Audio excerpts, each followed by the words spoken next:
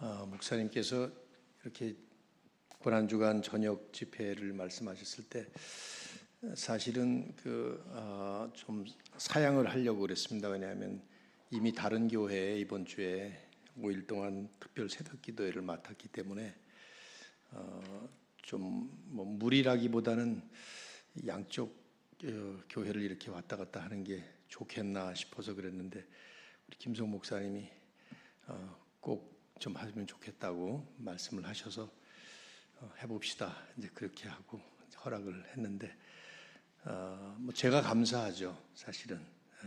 그리고 김 목사님이 제 설교에서 많이 펑펑 우셨다 그랬는데 내가 이렇게 울린 설교를 하지 않았어요. 그때 뭐 지은 죄가 많으셨는지 아무튼 뭐 은혜 받는다는 것은 사실은 받는 분의 마음 상태에 따라서 하나님께서 은혜를 주시니까 목사님이 그때 은혜를 받으시려니까 받으신 거겠죠. 어쨌든 이렇게 불러주셔서 하나님께 감사드리고 또 교회에 감사드립니다. 저는 36년 정도 목회를 하고 지난 6년 전에 목회를 조기 은퇴했습니다. 그리고 지금은 지난 5년 동안 저는 미국 장로교회에 속해 있습니다. 미국의 보수 장로교회인 PCA, Presbyterian Church in America라고 하는 그 교단에 속해 있고요. 거기서 안수받았고 미국에 오래전에 이민을 가서 미국에서 신학하고 안수받고 그렇게 하고 이제 은퇴를 하고 지난 한 6년 동안은 나름대로 그저 후배 목사님들에게 좀이라도 도움이 될까 해서 이런저런 자그마한 사역을 지금 하고 있는 가운데 미국 시민권자로 살면서 작년에 한국으로 다시 영주 귀국을 했습니다. 한국 정부가 65세 넘은 사람들에게는 이중 국적을 허락을 해줘서 저는 제 아내와 저는 이제 한국 시민이면서 또 미국 시민으로 양쪽 국가의 선거도 다 할 수 있고 세금도 양쪽에 다 내야 되고 의무와 권리가 다 있는 여권도 2개입니다. 공항을 나갈 때 어떤 여권을 드릴까요? 그러면 아무거나 주세요. 그러면 이제 둘 중에 하나를 그냥 주면 되는 그런 사람이 됐습니다. 아무튼 이제 이런 입장에서 지금 이제 미국과 한국에서 뭐 이렇게 저렇게 왕래하면서 조금 저보다는 연배가 아래신 목사님들에게 도움이 될까 해서 이렇게 코칭 사역을 하는데 사실은 제가 훨씬 더 큰 유익을 받습니다. 오늘 김성 목사님을 만나서 잠시 교제하면서도 느꼈는데 제가 배우고 싶은 게 너무 많아요. 상당히 많이 공부하셨고 특히 제가 좋아하는 조나탄 에드워즈를 전문을 하셨더라고요. 그래서 꼭 제가 만나서 좀 더 배우려고 합니다. 그래서 이런 혜택이 있네요. 점점 이제 나이 들어가면서 저도 이제 70이 넘었는데 나이 들어가면서 자꾸 퇴색될 수 있는데 그런데 귀한 분들 만나면서 자꾸 배우게 됩니다. 너무 감사하고 또 이렇게 불러주셔서 말씀은 성실하게 잘 준비해 왔습니다. 그래서 여러분의 이제 반응에 따라서 제가 설교가 길 수도 있고 짧을 수도 있을 것 같아요. 요즘에 반응이 너무 좋으면 설교가 길어지더라고요.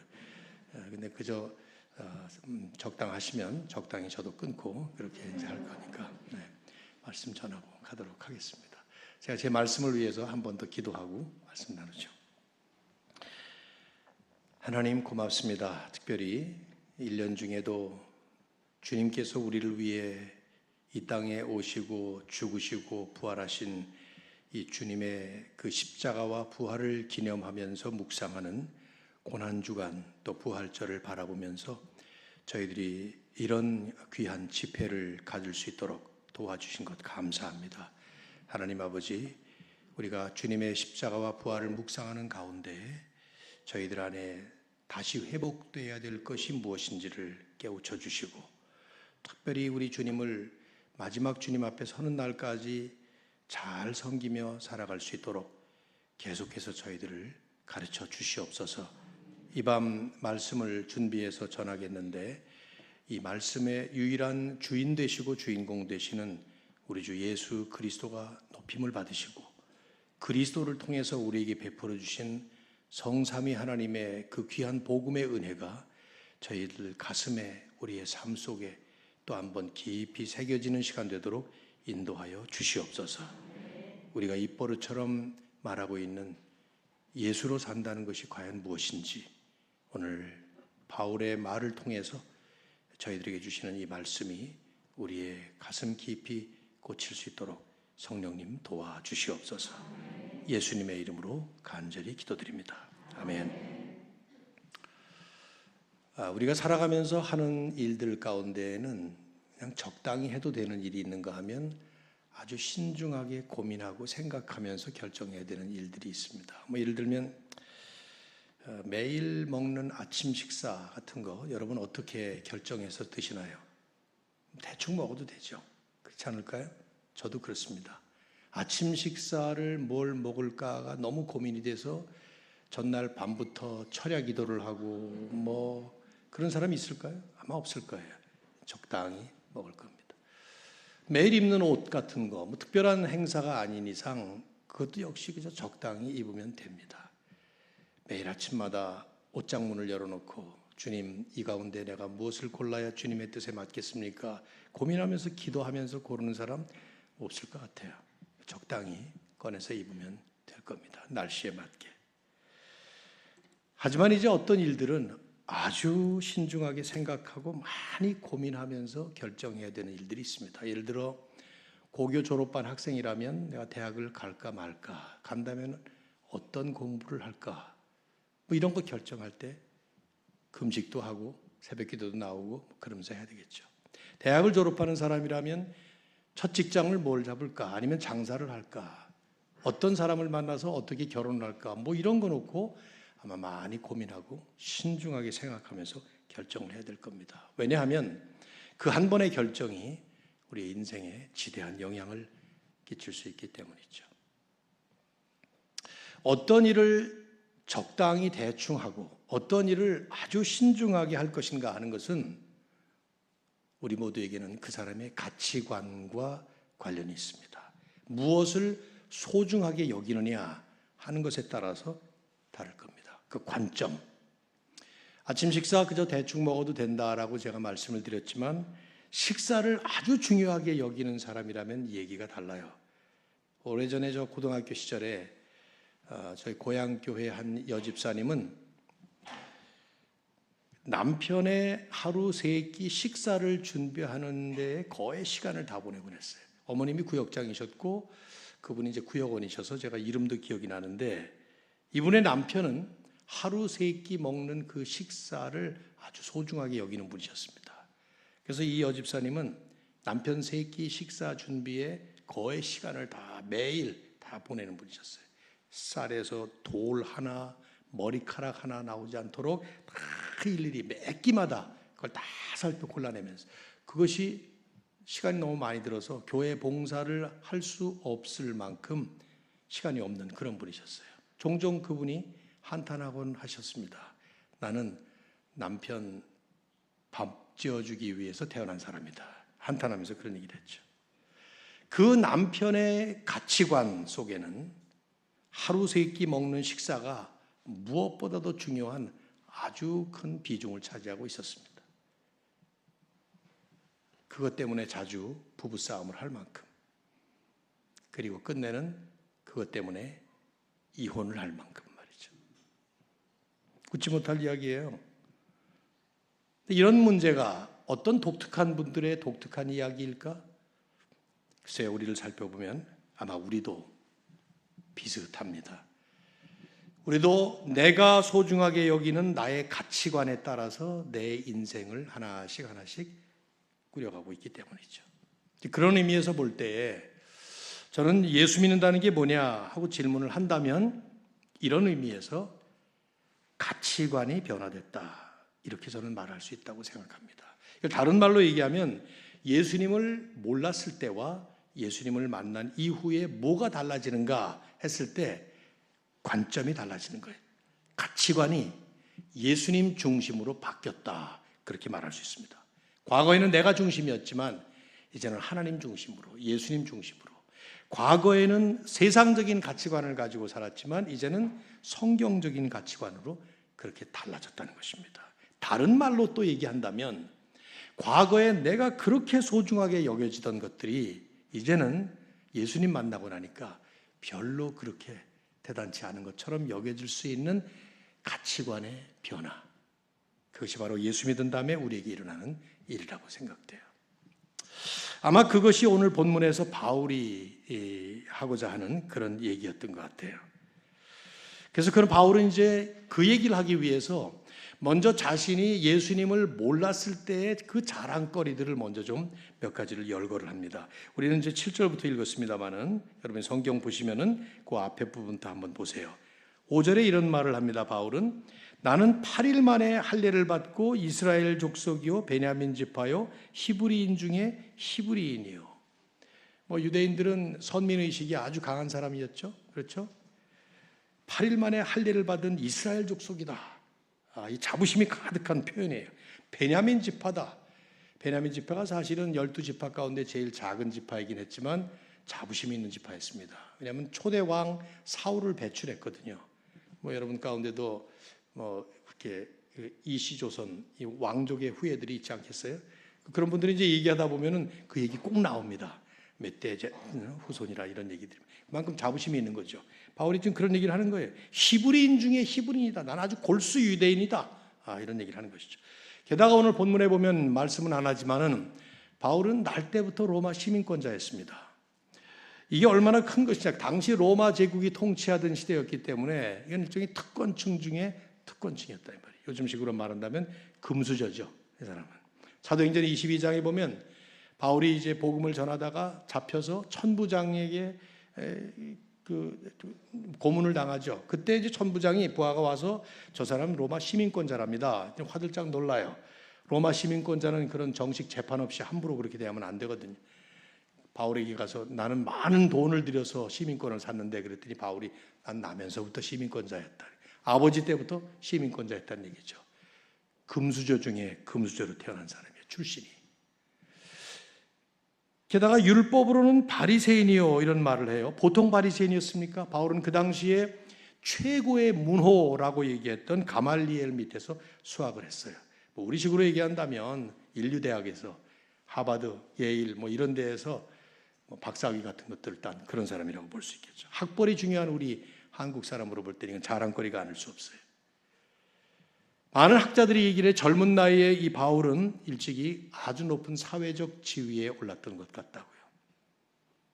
그럴 것 같아요. 사도행전 7장에 보면 스데반을 때려 죽이는 장면이 나오지 않습니까? 그 당시 로마가 함부로 사람을 그렇게 린치해서 몰매를 쳐서 죽이지 못했습니다. 예수님 십자가에 달리실 때도 얼마나 복잡한 과정을 거쳐서 결국 재판을 통해서 그런 형벌을 내리잖아요. 근데 스데반은 그 자리에서 현장에서 흥분한 폭도들이 돌을 때려 죽이는데 그때 그 사람들에게 그래도 좋다라는 식으로 앞장을 서서 책임지겠다고 했던 사람이 사울이에요. 그 사울 앞에 바울이 사울이었을 때 사울 앞에 옷을 벗어서 주고 그리고는 돌로 때려 죽이는 거 아닙니까? 많은 사람들이 그렇게 얘기를 해요. 바울은 아마도 그 당시 유대 사회의 종교, 정치, 교육 이런 것들을 다 장악하고 있었던 공회, 산헤드린 공회원이었을 것이다. 불과 30대 젊은 나이에 말이죠. 타고난 출신과 신분, 쌓은 학벌과 학문, 사회적 지위, 심지어는 종교적인 열심, 도덕적인 수준까지 탁월하게 뛰어난 사람이었어요. 그래서 오늘 본문의 6절에 우리가 읽었던 본문 바로 앞에 보시면은 나는 율법의 의로는 흠이 없는 사람이었다. 여러분 가운데 율법의 의로 흠 없는 사람이 있겠습니까? 바울은 당당하게 나는 책 잡힐 것이 없는 그런 사람이다. 가진 모든 것이 바울에게 있었던 모든 것들이 대단히 자랑스럽고 최고 수준의 삶의 자리에 올랐던 사람이 바로 바울이었어요. 그런데 이 모든 것들이 한순간에 전부 바뀌어버렸습니다. 어떻게 해요? 예수 그리스도를 만남으로 인해서. 오늘 본문으로 읽은 7절과 8절 상반절을 한번 보십시오. 그러나 여기 터닝 포인트가 있는 거예요. 그러나 이렇게 많은 자랑거리가 있던 나였지만 그러나 무엇이든지 내게 유익하던 것을 그리스도를 위하여 다 해로 여길 뿐더러 유익이 아니라 이제는 해가 될 뿐더러 또한 모든 것을 해로 여김은 내 주 그리스도 예수를 아는 지식이 가장 고상하기 때문이라. 여기에 핵심 포인트가 어디에 있는가 하면 내 주 그리스도 예수를 아는 지식, 그것이 가장 고상하기 때문에 이렇게 됐다 말을 합니다. 이 무슨 말입니까? 그리스도 예수를 아는 지식이라는 말이 뭐예요? 이 지식이라는 단어 때문에 예수님이 어떤 분이라는 것을 알았다라는 식, 예수 그리스도가 어떤 분이라는 그 정보를 알았다는 그런 뜻으로 여겨지기에 쉬운데 그 뜻이 아닙니다. 여러분은 지금 김태원이라는 저를 알게 됐습니다. 제 얼굴을 알게 되었고, 물론 이제 이 사진하고는 좀 얼굴이 많이 틀리죠. 저거 언제적 사진인지 어디서 뽑으셨는지 모르겠어요. 난 민망해 죽겠는데 머리도 많이 있었고 한 10년은 젊었을 것 같아요, 제 생각에.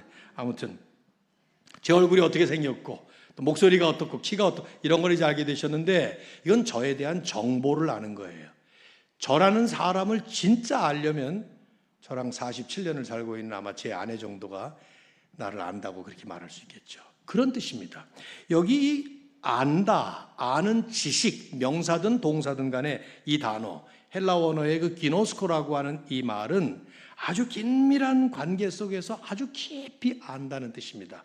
그래서 성경은 가끔 이 단어를 하나, 연합이 됐다라는 말로 번역을 하게 됐어요. 마태복음 1장 25절에 보면 요셉과 마리아가 정혼만 하고 아직 동침하지 않았을 때에, 그때 성경은 이렇게 말하죠. 아들을 낳기까지 동침하지 아니하더니, 여기 동침하다라는 이 말이 직역을 하면 안다라는 말이에요. 아들을 낳기까지 이 둘은 서로 알지 아니하더니, 이런 말이죠. 남편과 아내가 동침을 하는 이런 긴밀한 관계에서 서로를 아는 것과 같은 그런 아는 것, 이게 바로 이 단어의 뜻이에요. 즉 바울이 그리스도를 알게 되었다, 내 주 그리스도 예수를 아는 지식이라고 말하는 것은 그리스도에 대한 정보를 알았다는 것이 아니라 그리스도를 만나서 그분을 믿게 되었고 그분과 하나가 되어서 긴밀한 관계 속에서 그분의 모든 것이 바울 자신의 것이 될 만큼 그리스도와 하나 된 이런 모습을 보여주는 거죠. 그래서 계속 이런 말을 해요. 다시 8절 말씀을 보면 또한 모든 것을 해로 여김은 내 주 그리스도 예수를 아는 지식이 가장 고상이기 때문이라. 그러면서 내가 그를 위하여 모든 것을 잃어버리고 배설물로 여김은 그리스도를 얻고 그 안에서 발견되려 합니다. 그리스도를 만나서 그분과 하나가 되면서 그분과 연합하게 되고 나니까 바울은 이제 모든 과거의 자랑거리들, 그 좋던 모든 것들이 자신의 출신, 신분, 쌓은 업적 이런 모든 것들이 전부 다 어느 날 갑자기 배설물처럼 여겨지게 됐다는 거예요. 그것들이 배설물이 됐다는 뜻은 아니에요. 오해하지 마십시오. 갑자기 바울이 가졌던 그런 학문과 모든 지위와 율법적인 도덕적인 흠없는 그런 모습들이 전부 똥이 되어버렸다, 그 뜻이 아닙니다. 그것처럼 여긴다라는 것이 관점이 바뀐 것이죠. 관이 바뀐 거예요. 보는 눈이 바뀐 것이죠. 배설물처럼 여긴다. 오늘 본문에 여긴다라는 말이 3번이 반복되어 나오잖아요. 그렇게 생각하게 된 것이죠. 보는 관점이 달라진 거예요. 완전히 가치관이. 그토록 좋게 보이던 것들, 아니 아직도 좋은 거예요.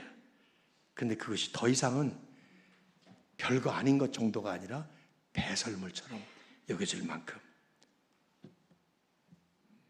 우리가 어떤 논리를 전개할 때 자기가 주장하고자 하는 얘기를 아주 강하게 어필할 때 사용하는 방법이 비유법이죠. 그죠? 비유를 써서 얘기해요. 바울이 지금 사용하고 있는 이 비유가 독특해요. 배설물이라는 것이 비유예요. 지금 좀 생각해 봐야 돼요. 배설물을 좀 묵상해야 된다 이 말이에요. 지금 배설물이 뭐죠? 배설물의 특징이 뭡니까? 더럽죠. 또 냄새나죠. 그래서 어떻게 해요? 어떻게 해요? 그래서 나오는 대로 즉각 버리죠. 안 그래요? 오늘 배설을 했는데 평소와 다르게 너무 색깔이 고와, 총천연색으로 완전히 컬러풀한, 그러면 이건 보통 배설이 아니네 해서 버리지 않고 뭐 지플락에 담아서 보관하는 사람이 있습니까? 오늘 배설을 했는데 너무 많아, 다 버리기 아까워서 반만 버리고 반은 남겨서 냉장고에 이런 사람이 있겠어요? 정신 나간 사람이죠. 배설물은 즉각 버리는 것입니다. 왜? 가치가 없어요. 양이 많건 적건 색깔이 어떻건 간에 이건 전혀 가치가 없는 거예요. 바울이 하는 말이 그 말이에요. 지금 그 지금까지 예수를 만나기 전까지 그렇게 가치 있게 보였던 그 좋은 모든 것들이 가치가 없어지게 전혀 가치 없는 배설물처럼 내 눈에 보여지게 됐다. 왜요? 왜? 뭐 때문에? 예수 그리스도라는 가장 귀한, 가장 영광스러운 진정한 가치, true value, 가장 최고의 가치, highest value를 만나고 나니까 그 앞에 이 모든 것들은 더 이상 가치 없게 여겨지는, 마치 이런 거죠. 뭐 캄캄한 밤에, 저는 지금 오산에 살고 있습니다. 오산에 이사 가서 거기 자리를 잡았는데, 오산은 좀 시골이더군요. 그래서 제가 사는 데서 약간만 좀 나가면 아주 뭐 시골길이에요. 가로등도 없고 그런 데가 있어요 보니까. 근데 그런 길이라 하더라도 하늘에 달이 떠 있고 별이 떠 있으면 그 달빛과 별빛들이 가는 길을 환히 비춰줍니다. 도움이 되죠. 달빛과 별빛들이 밤하늘을 비춰주면서 우리의 길을 밝혀주지만, 새벽이 돼서 동력 하늘에 태양이 떠오르는 순간 그 강렬한 태양빛에 압도되어서 더 이상 달빛, 별빛들은 빛을 발하지 못해. 떠 있어요. 아직도 달도 있고 별도 있습니다. 그러나 그 달빛, 별빛은 태양빛에 압도되어서 빛이 사라져버려요. 예수 그리스도라고 하는 강렬한 태양빛을 만나고 나니까 더 이상 이제까지 좋았던 그 모든 것들이 가치 없게 여겨지는, 아니 배설물처럼 여겨질 만큼 그리스도의 영광스러운 그 가치, 바울은 그것을 지금 말씀하고 있는 것이죠.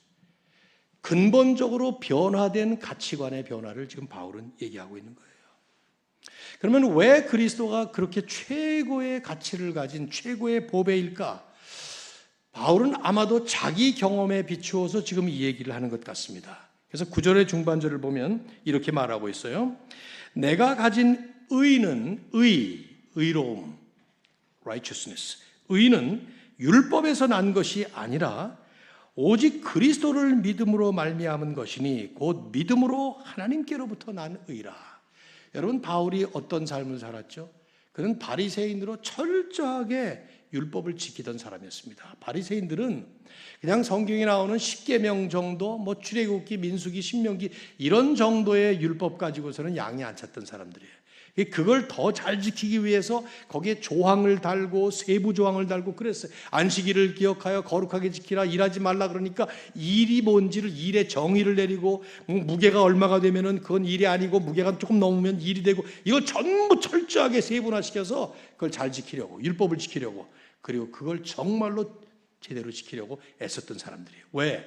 그렇게 해야만, 하나님의 율법을 완전하게 지켜야만 하나님의 의로우신 그 의로움을 닮을 것 같아서 말이죠. 바울이 그렇게 살았던 사람이에요.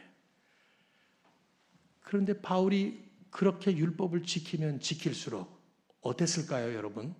여러분이 도덕적으로 율법을 지키면 어떤 결과가 일어납니까? 점점 더 여러분이 거룩한 사람이 되든가요? 아닙니다.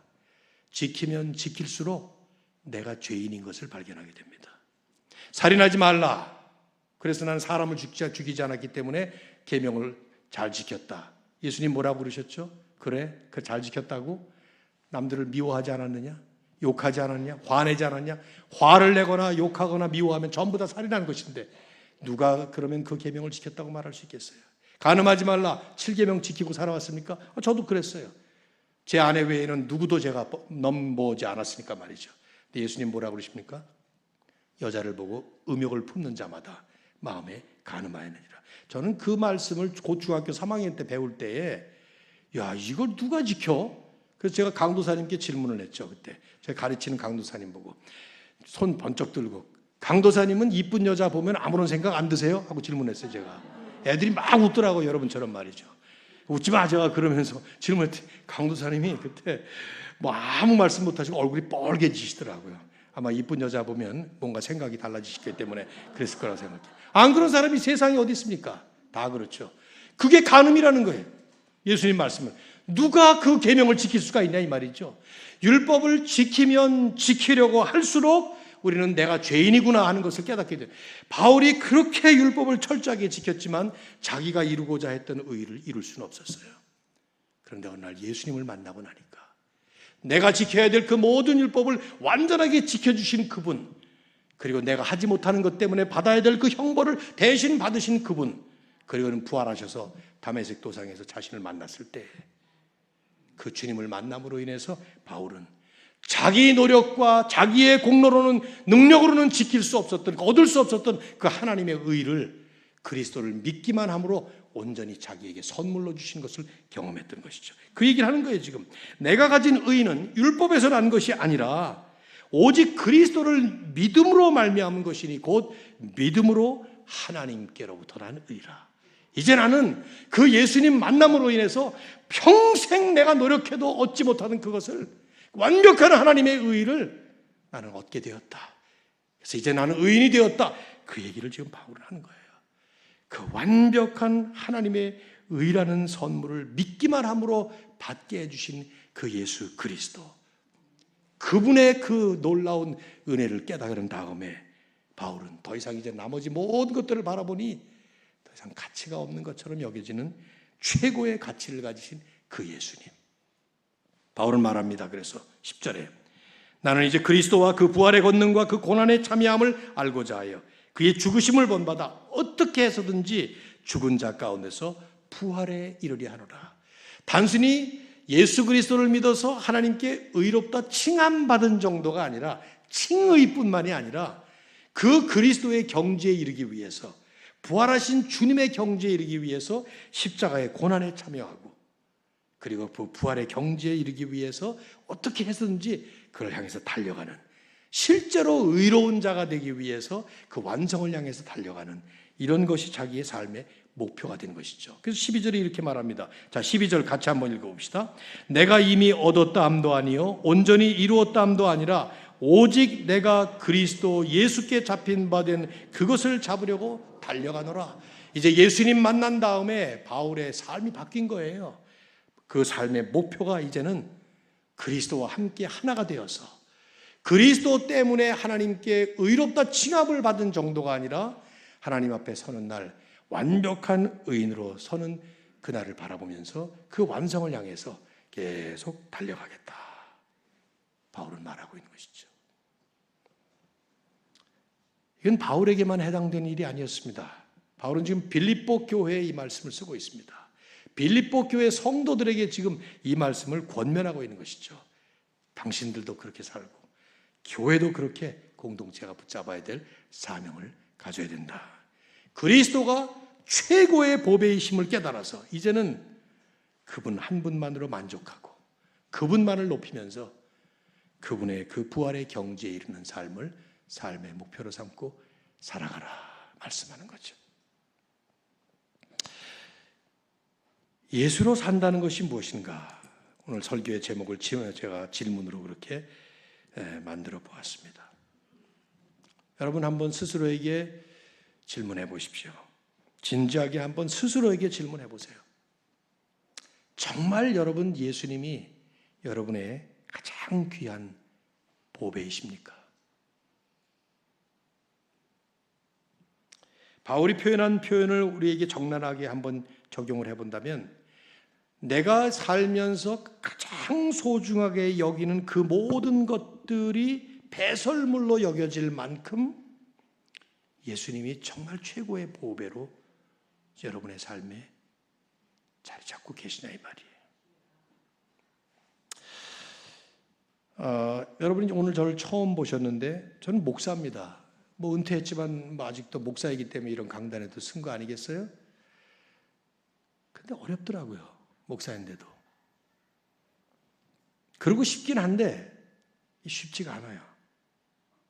예수님이 최고의 보배라고 여기고 그 주님의 보배로우심 때문에 세상 모든 좋은 것들이 다 배설물처럼 여겨질 수 있는 삶을 살고 싶은데 이게 만만하지 않아요. 제가 제일 좋아하는, 과거에도 좋아했고 지금도 좋아하는 찬송이 주 예수보다 더 귀한 것은 없네 라는 찬송이에요. 이 찬송을 조지 베벌리 쉐어라고 하는 사람이 썼습니다. 그분은 아시나요? 여러분 혹시 들어보신 적 있나요? 조지 베벌리 쉐어. 얼마 전에 돌아가셨죠. 2000 몇 년도인가요? 104세까지 사시고 하셨는데 빌리 그레이엄 목사님이 전도 집회를 하면은 머리 하얀 백발의 노인이 나와서 이 노래를 하고 있는데 그분이 바로 조지 베벌리셔. 이 찬송가를 만든 사람이에요. 이분이 대학생 시절에 음성이 워낙 100세가 되는데도 노래를 했으니까 말이죠. 워낙 좋아서 가난한 그 집안에서 태어나서 이제 학교를 다니면서 아르바이트라는 걸 했는데 그 알바를 뭘 했냐면 노래 부르는 일을 한 거예요. 이런저런 노래를 부르는. 근데 어떤 이제 졸업을 할 때쯤 돼가지고 레코드 회사에서 요청이 왔어요. 컨트랙트를 맺자고, 계약을 하자고. 전속 가수가 되어서 일해주면 평생 먹고 살 수 있는 거 다 보장시켜 주겠다고. 근데 공교롭게도 동시에 또 하나의 요청이 왔어요. 어떤 무명의 전도자가, 그 당시에는 뭐 여러 사람들이 돌아다니면서 전도하던 때였으니까 전도자가 나를 따라다니면서 찬양 사역을 하면 어떻겠냐고. 한쪽은 평생 보장되어 있는 길이었습니다. 먹고 사는 일이. 한쪽은 이 가난한 무명 전도자를 따라다니면서 자기도 밥을 쫄쫄 굶을 그런 판인데 이 사람이 신앙이 좋은 사람이었기 때문에 고민이 되었어요. 어느 길을 가야 되지. 그때 어머니 밀러 여사가 시 한 편을 주었는데 그 시가 바로 이 가사예요. 영어로 I'd rather have Jesus. 우리말로 번역하면 주 예수보다 더 귀한 것은 없네. 이 세상 부귀와 세상 명예와 세상 행복과 바꿀 수 없네. 후렴에 어떻게 하죠? 세상 즐거움 다 버리고 세상 자랑 다 버렸네. 주 예수보다 더 귀한 것은 없네. 저는 이 찬양 참 좋아했습니다. 근데 막상 목회를 시작한 다음에 이 찬양을 부르면 부를수록 자꾸 음성이 들리는 것 같아요. 주 예수보다 더 귀한 것은 없네. 부를 때 들려오는 음성 같은 것이 진짜로 정말 주 예수보다 더 귀한 거 없다고? 이 세상 부귀, 이 세상 명예 다 필요 없어? 예수만 있으면 되냐? 그래서 요즘은 잘 못 부르겠어요. 이거 부르려고 그러면 가슴이 좀 찔려와요.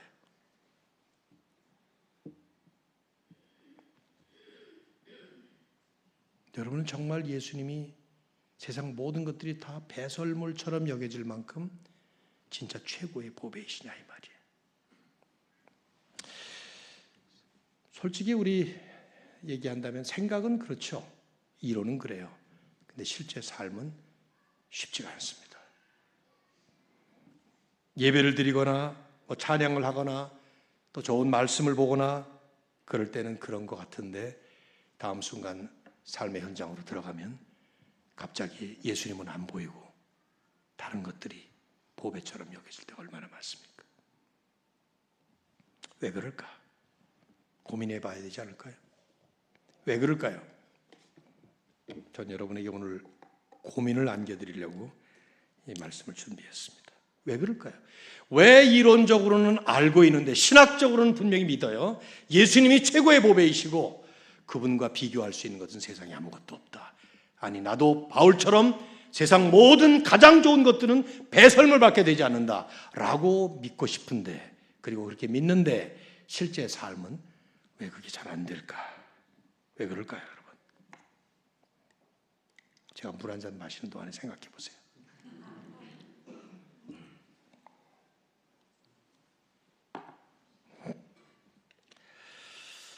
여러 가지로 말씀을 아마 할 수 있을 것 같은데요. 저 나름대로 정리한 몇 가지 말씀을 좀 더 부언해서 드린다면 예수님께서 다락방 기도라는 걸 하셨습니다. 십자가에 달리시기 전에 우리 하나님 아버지 성부와 성자께서 아주 긴밀하게 1:1 독대를 하시면서 요한이 상당히 많은 내용을 성경에 썼어요. 그때 예수님의 그 마음이 아주 진솔하게 다 드러나 있는 기도문이 쫙 나오는데 그 중에 제 눈을 딱 집중하게 하는 한 문구가 나와요. 거기 어떤 기도가 나오는가 하면 요한복음 17장 24절에 보면 아버지여 내게 주신 자도 다 나 있는 곳에 나와 함께 있어. 여기 내게 주신 자도라는 말은 주님이 십자가에서 죽으시고 부활하신 다음에 이제 오고 오는 모든 세대의 주님을 믿게 될 하나님의 자녀가 될 천국 백성이 될 그리스도인들을 말씀하는 거죠. 아버지여 내게 주신 자들, 그리스도인들, 앞으로 오는 모든 세대의 그리스도인들도 다 나 있는 곳에 나와 함께 있어서 아버지께서 창세 전부터 나를 사랑하셨기 때문에 내게 주신 나의 영광을 그들로 보게 하시기를 원하옵나이다. 핵심이 뭡니까? 앞으로 이제 나를 믿게 되는 모든 그리스도인들은 하나님께서 내게 주신 그 나의 영광을 볼 수 있도록 해 주옵소서, 그렇게 기도를 한 거예요. 이게 무슨 말이에요? 예수님은 창세 전부터 성부, 성자, 성령님은 다 영광스러우신 분들이셨습니다. 삼위이시면서 일체 되시는 한 분의 하나님이셨죠. 어쨌든 이게 무슨 말이냐 하면 하나님은 우리 눈에 보이지 않는 분입니다. 근데 그 보이지 않는 하나님을 우리 눈에 볼 수 있도록 찾아오신 분이 바로 이위 성자 그리스도셔요. 그래서 그분께서 오심으로 인해서 우리는 그 예수 그리스도가 은혜와 영광이 가득 찬 그분이시기 때문에 그분을 통해서 하나님을 볼 수 있도록 찾아오신 것이죠. 그래서 요한은 요한복음 1장 14절에서 말씀을 하지 않았어요? 말씀이 육신되어 우리 가운데 거하심에 우리가 그의 예수의 영광을 보니 아버지의 독생자의 영광이요 은혜와 진리가 충만하더라. 즉 예수 그리스도를 믿게 되면, 진짜로 예수님을 만나게 되면 그 예수님의 영광을 보기 때문에 우리는 하나님을, 보이지 않는 하나님을 볼 수 있는 것처럼 그렇게 믿게 된다는 것입니다. 중요한 것은 예수님이 기도를 하신 거예요. 어떤 기도? 앞으로 오는 모든 세대에 예수 믿고 구원받을 모든 그리스도인들이 이 주님의 영광을 봄으로 인해서 살아계신 하나님이 정말로 살아계신 하나님으로, living God, 살아계신 하나님으로 우리의 삶 속에 우리 눈에 보듯이 그렇게 실존적인 하나님으로 우리 삶을 다스려가는 것을 경험하도록, 즉 우리 눈에 그리스도의 영광이 가득하기를 예수님은 기도하신 것이죠. 그리스도인이 된다는 것은 결국 그 그리스도의 영광을 늘 보면서 하나님을 믿는 삶을 사는 것입니다.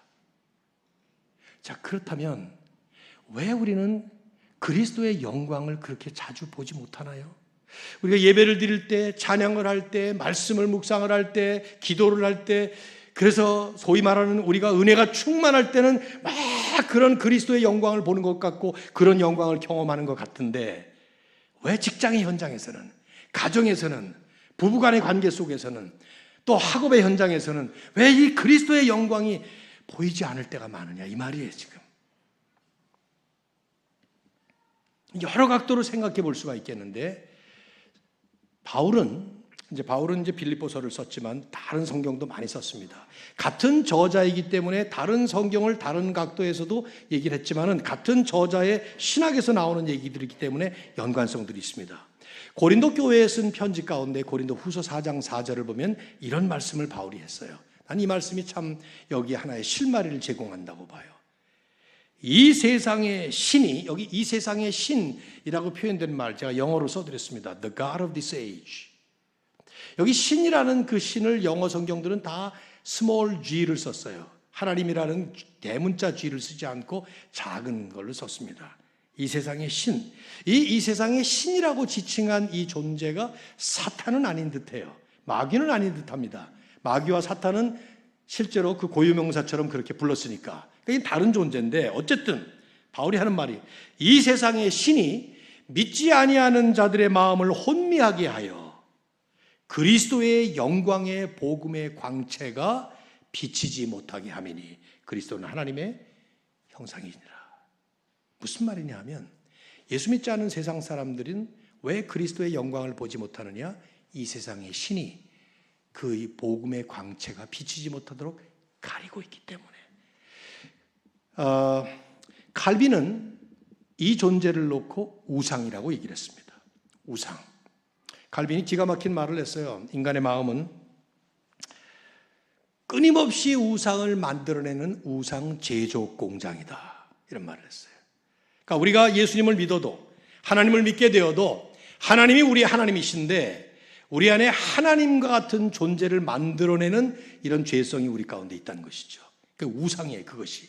그 우상을, 나만의 우상을 만들어내는 마치 제조 공장과 같은, 팀 켈러도 그런 말을 최근에 많은 책을 통해서 우리에게 소개하고 있지 않습니까?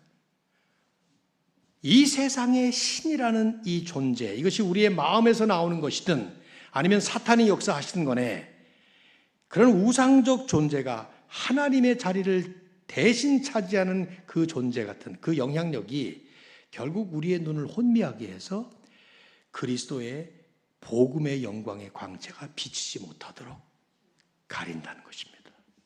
그것 때문에 우리는 마땅히 보아야 될, 그리고 볼 수 있는 그리스도의 영광을 보지 못하는,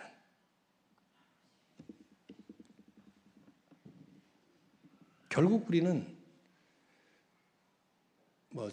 팀 켈러는 내가 만든 신이라는 책 제목까지도 썼습니다마는 우리 안에 끊임없이 일어나고 있는 이 우상적 존재, 그게 뭐든 간에 말이죠.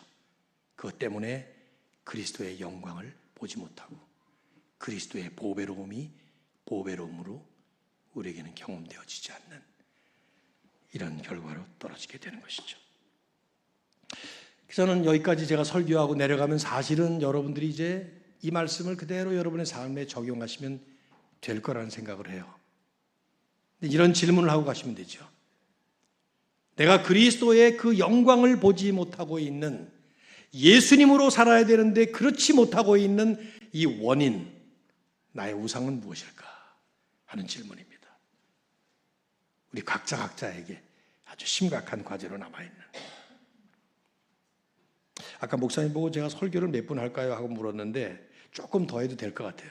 그죠? 보통 때 주일보다는 조금 더 길게 해도 괜찮을 것 같아요. 여러분의 우상은 무엇입니까? 혹시 아시나요? 각자 자신이 그리스도와 필적할 만한 우상이 무엇인지 아시나요? 앞에 불상을 모셔다 놓고 거기다 절을 해야 우상이 아니에요. 예수님은 아주 오래전에 아마 시대를 넘나들면서 항상 우리 인간의 마음에 우상적인 존재로 늘 자리 잡고 있을 하나를 얘기를 하셨죠. 마태복음 6장 24절에 보면 그런 말씀하셨어요. 한 사람이 두 주인을 섬기지 못할 것이니, 그러면서 너희가 하나님과 뭐를? 재물을 겸하여 섬기지 못하느니라. 왜 하필 그 많은 것들 가운데 재물을 얘기했을까? 제가 인생을 이 정도쯤 살고 나니까 예수님의 말씀이 실감이 나요. 역시 돈은 모든 세대에 동서고금을 막론하고 우상이다 하는 생각이 들어요. 돈 우상 아닌 것 같아요? 여러분, 피츠버그라는 도시에, 제가 미국에 있을 때 펜실베이니아 필라델피아 살았는데 거기 피츠버그라는 도시가 있습니다. 나폴리가 아름답대지만 피츠버그는 더 아름다운 것 같아요.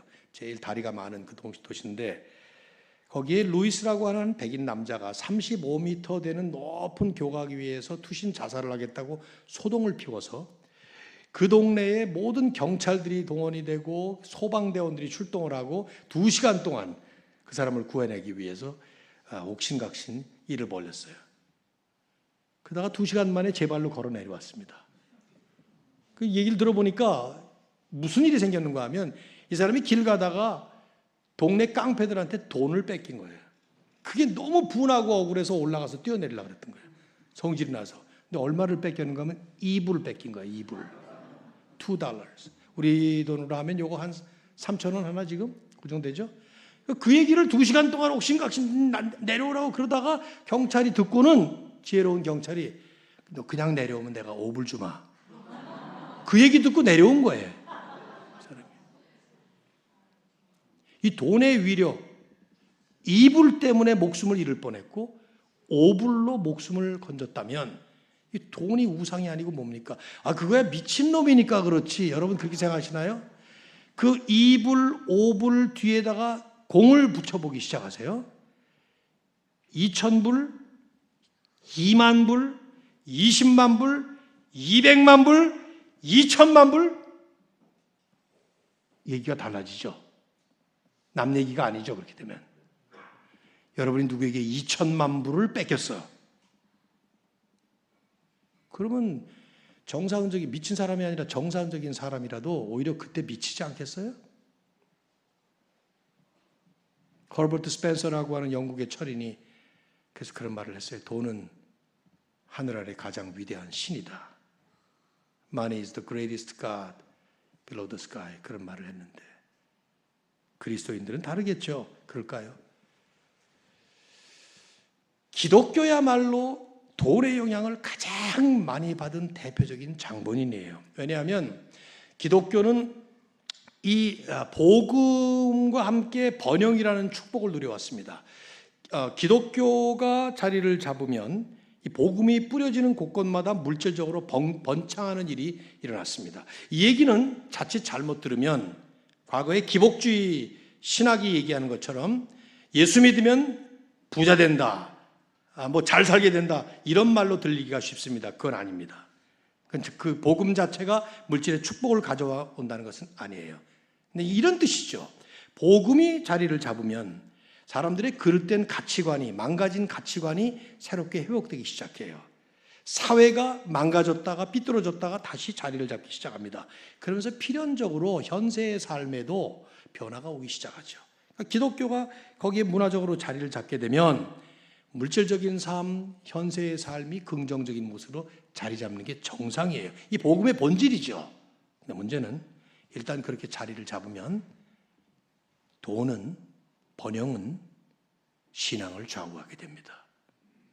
미국의 청교도 역사를 보면은 청교도 그 신앙의 유산을 물려받았던 카튼 매스라고 하는 사람이 청교도 목사였는데 초기 청교도 그 깨끗했던 초기 청교도에서 후기 청교도로 전환되어 가는 과정 속에 이 사람이 볼 때는 많은 부패 과정이 보였던 거예요. 그래서 유명한 말을 남겼죠. 기독교는 번영이란 딸을 낳았지만 그 딸은 어머니를 파괴해버렸다. 기독교 역사가 증명하고 있는 것이죠. 설령 물질이 하나님이 주신 복이라 하더라도 그 번영이라는 복 때문에 정작 하나님을 섬기는 일이 빗나가게 된다는 것입니다. 그래서 주님은 경고하신 거예요. 한 사람이 두 주인을 섬기지 못한다. 하나님이면 하나님, 재물이면 재물. 오죽하면 2000년 전에 주님께서 하나님과 재물을 같이 견주어서 대조했겠네. 리차드 포스터라고 하는 퀘이커 그 신앙인 많은 저술을 하지 않았습니까? 돈, 섹스, 권력 이 3대 우상을 얘기를 하면서 책 속에서 돈은 단순히 물질 교환을 위한 매개체가 아니다. 하나님과 견주어 싸우는 rival God, 경쟁자적 신이다. 얘기를 했습니다. 여러분 돈을 함부로 생각하면 안 돼요. 진정한 그리스도인으로 산다는 것, 예수로 산다는 것이 무엇이냐 하는 질문을 해본다면 그것은 이런 돈을 배설물처럼 여길 수 있는 삶이 바로 그것이다 하는 거죠. 그런데 그게 쉽다고요? 제가 6절에 이제 은퇴를 결심을 하고 65세에 은퇴해야 되겠다. 그래서 은퇴를 결심하고 딱 그 다음에 계획을 하려고 그러는데 첫 번째로 탁 떠오르는 생각이 뭐였겠습니까? 여러분 생각에. 네? 대강 짐작하지 않으세요? 뭐 먹고 살지? 그 생각이 탁 떠오르더라고요.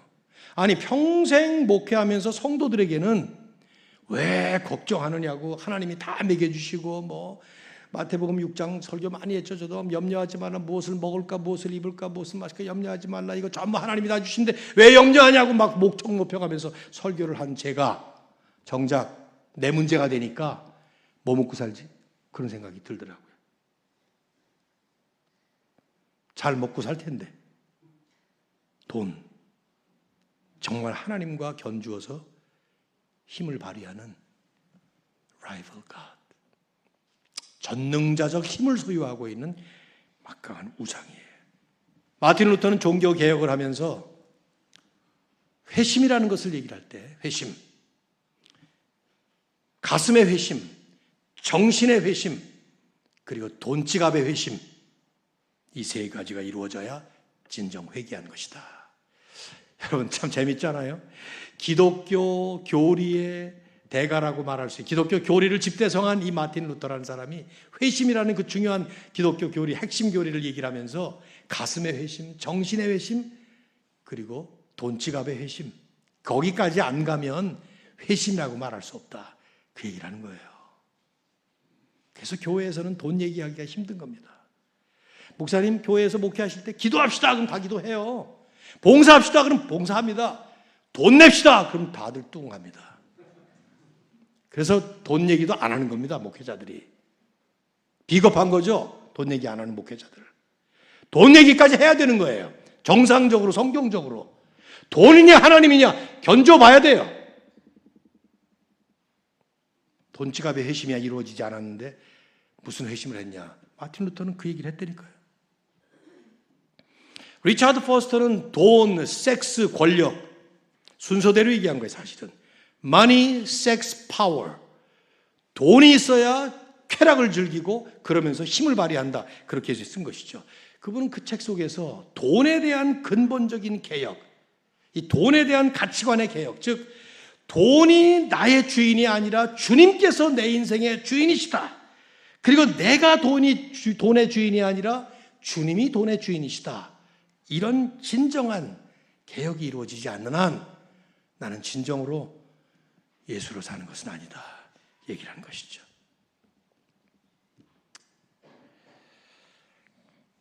제가 한국에 돌아와서 이제 작년에 제 형편에 맞게 딱 좋은 데가 오산에 조그만한 집을 사게 됐는데, 집 사서 딱 들어가는 순간, 그건 뭐 집값이 진짜 그렇게 싼 줄 몰랐어요. 저는 어쨌든 얼마라고 묻지 마십시오. 하여튼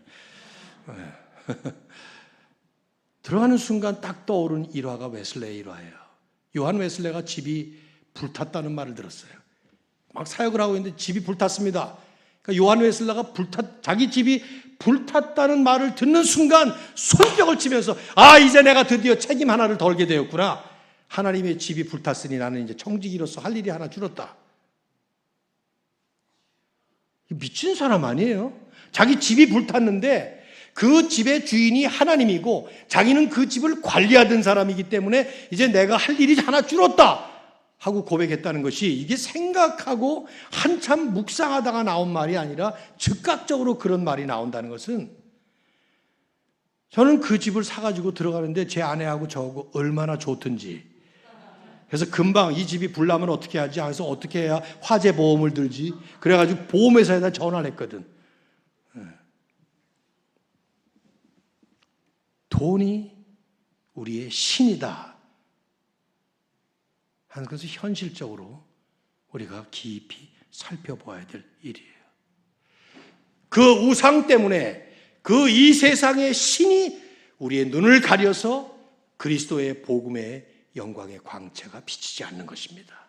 왜 그리스도가 우리 눈앞에 영광의 광채를 발하시면서 가득 차야 되는데, 우리는 이론적으로, 개념적으로, 신학적으로는 그렇게 믿는다고 선포하면서도 실제 살 때는 돈의 노예처럼 살아가느냐 하는 것이죠.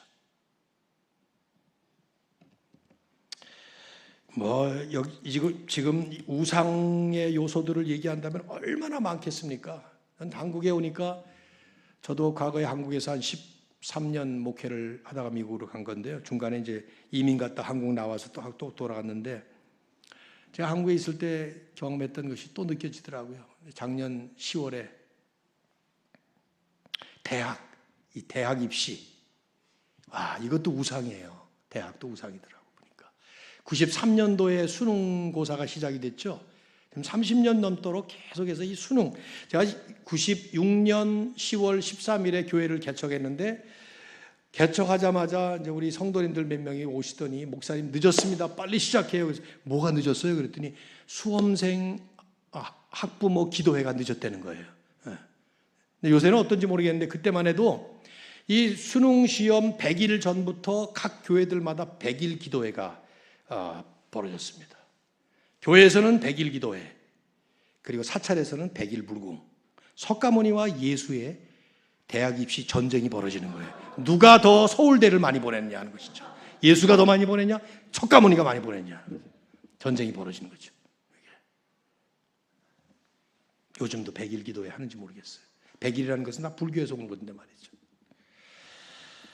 수능 시험 볼 때 그 당일날 지금 여러분 듣기 평가 시험 시간에 비행기 못 뜨는 거 압니까? 목사님 아시나요? 모르셔요? 모르시구나. 외국에서 오래 사시다 오셔가지고 아직도 하고 있습니다. 수학 능력 시험을 보는 날 듣기 평가 시험이 한 30분 정도 되나? 그 정도 되나요?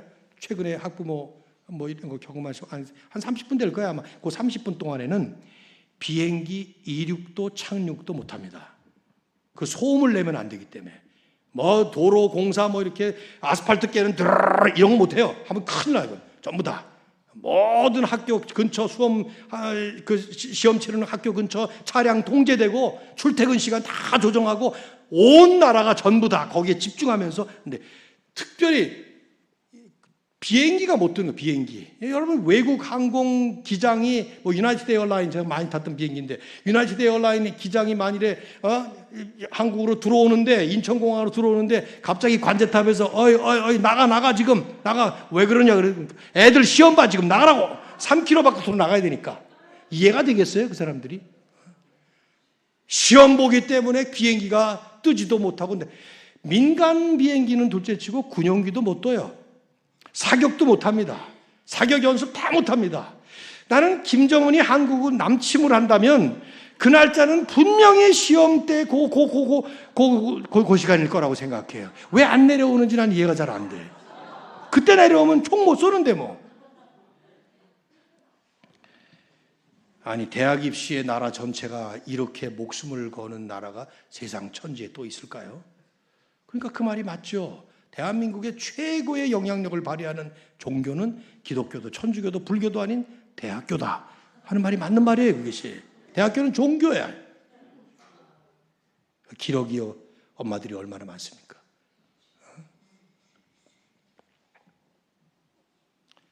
우상이죠. 우상이에요. 우리가 진정 예수님을 믿는다면 우리는 그분으로 인해서 이제는 왕 같은 제사장이 되었다고 베드로는 말합니다. 너희는 택하신 족속이요 왕 같은 제사장들이요 거룩한 나라요 그의 소유가 된 백성이니 말씀합니다. 우리의 정체성을 왕 같은 제사장이다.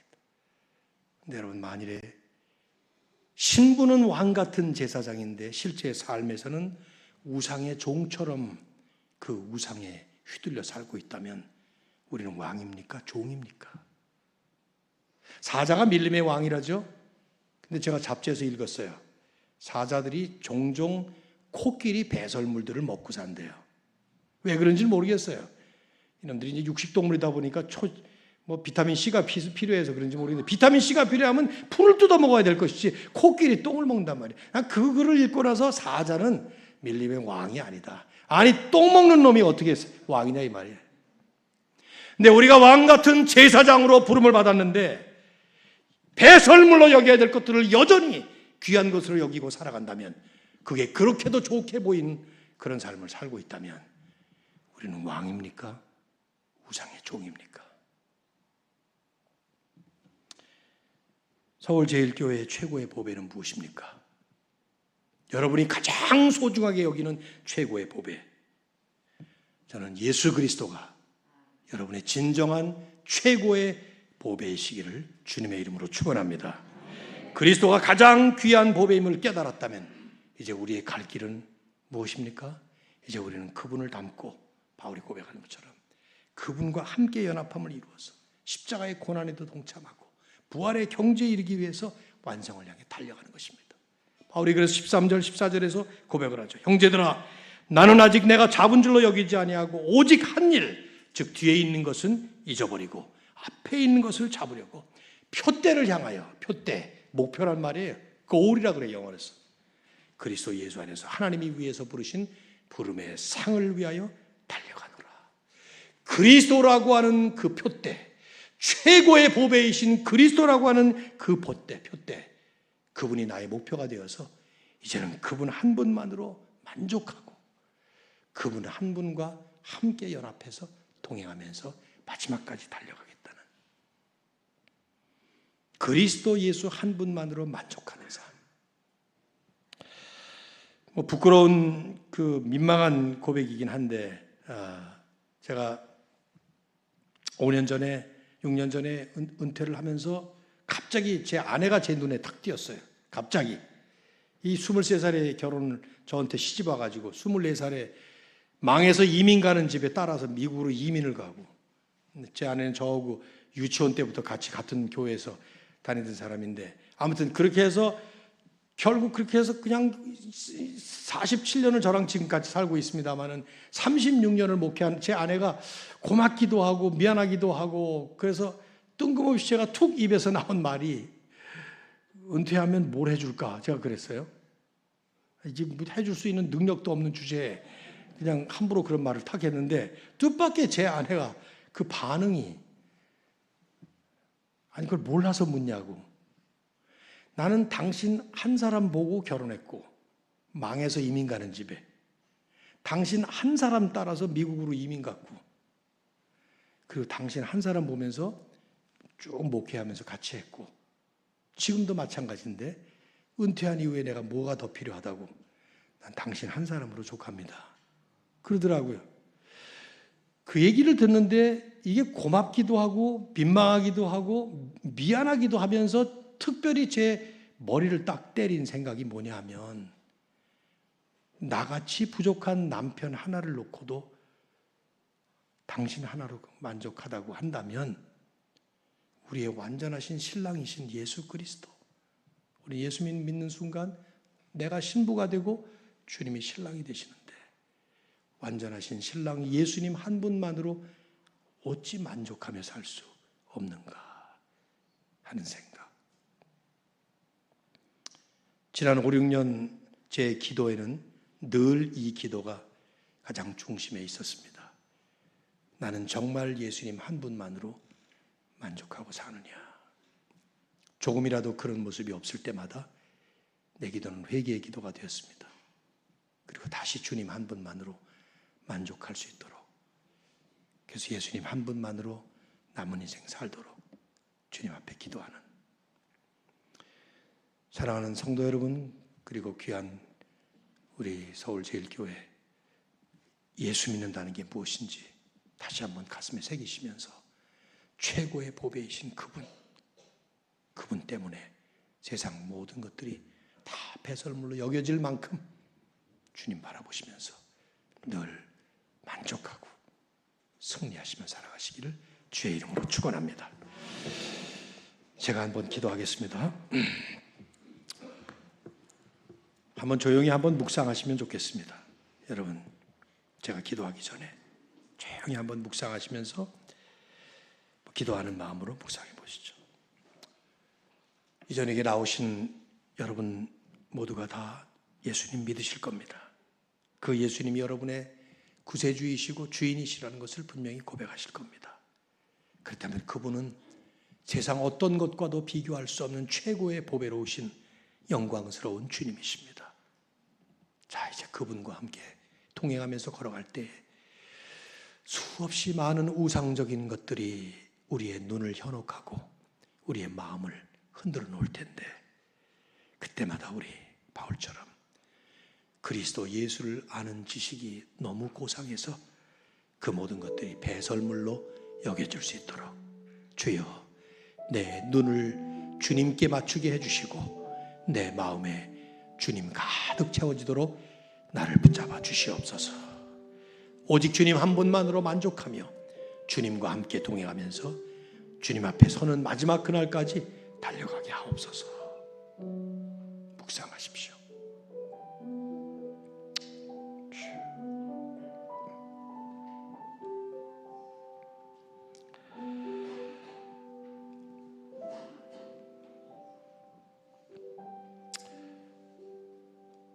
하나님, 오늘 이 저녁 사도 바울이 고백했던 그 한 고백을 우리 가슴의 고백으로 저희들도 함께 공유하면서 정말 주님이 우리의 최고의 보배이신가 우리의 마음을 돌아보며 살펴봅니다. 그렇습니다. 주님은 세상 그 어떤 최고의 보배조차도 배설물로 보일 만큼 정말 진정한 보배이시고 최고의 보배이십니다. 당신 때문에 내가 살아있고 당신 때문에 내가 지금 이렇게 하나님 앞에 예배를 드리고 있습니다. 하지만 종종 우리의 눈을 가리고 우리의 마음을 닫아버리는 수많은 이 세상의 신들이 저희들의 눈을 현혹해서 그리스도의 영광의 광채를 희미하게 가릴 때가 있습니다. 주님, 이 시간 간절히 기도하는 것은 오직 주님 바라보면서 진정한 우리 주님의 보배로우심을 우리의 가슴 깊이 아로새겨서 이제 우리의 남은 생에는 바울처럼 오직 표대를 향하여 오직 그 한 일 주님과 함께 동행하며 마지막 주님 앞에 서는 날까지 달려갈 수 있는 저희들 되도록 인도해 주시옵소서. 귀한 우리 제일교회 여기까지 오게 하신 것 주님의 은혜입니다. 앞으로도 계속해서 달려가는 동안에 우리의 발걸음은 바로 이 표대를 향하여 달려가는 저희들 될 수 있게 해 주시옵소서. 우리 주 예수 그리스도의 이름으로 간절히 기도드립니다. 아멘.